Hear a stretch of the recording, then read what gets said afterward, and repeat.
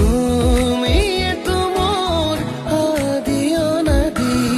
বুকুতে প্ৰেমৰ মিঠা ৰাগিনী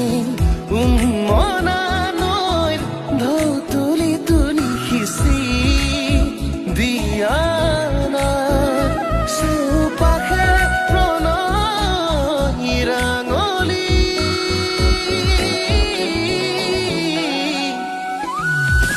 লিখি লিখি ভাগ